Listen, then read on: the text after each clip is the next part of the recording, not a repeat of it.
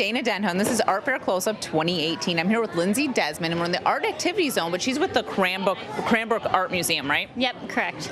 So can you tell us what you do at the Cranbrook Art Museum on a regular basis? So right now I'm working as a camp supervisor, so I work for the Cranbrook Art Museum Create Camps. It's kids' arts camps, kindergartners all the way up to 9th graders.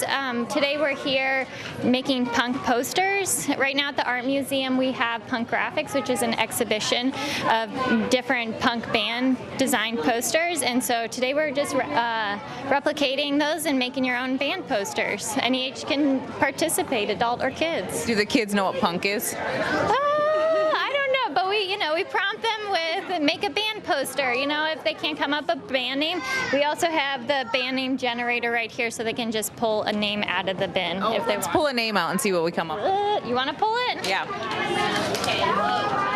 All right, our band name is The Talking Trees.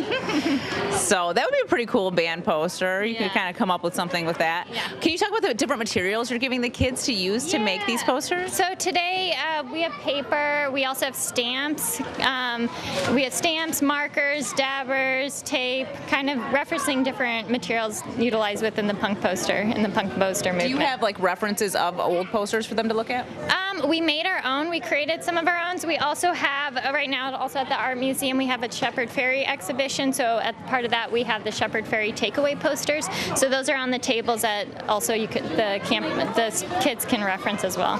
Can you talk about the importance of like harboring a love for art in children at a young age? Yeah, I mean, everyone's creative. If you don't express it that way, it's just something you need to nurture and thrive in any age.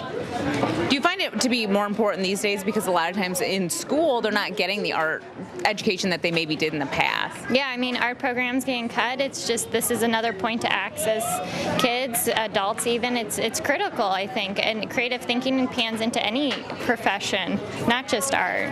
So, creativity is just problem solving. What is your idea? How do you execute that? It can be bridged in any career, so it's really critical. And so people can come to Cranbrook too and kind of do this sort of stuff there as well. Yeah, so you can come to the Art Museum, but we do have summer camps. So we're halfway through our summer camps. They're either a week long or 2 weeks long, depending upon the different mediums.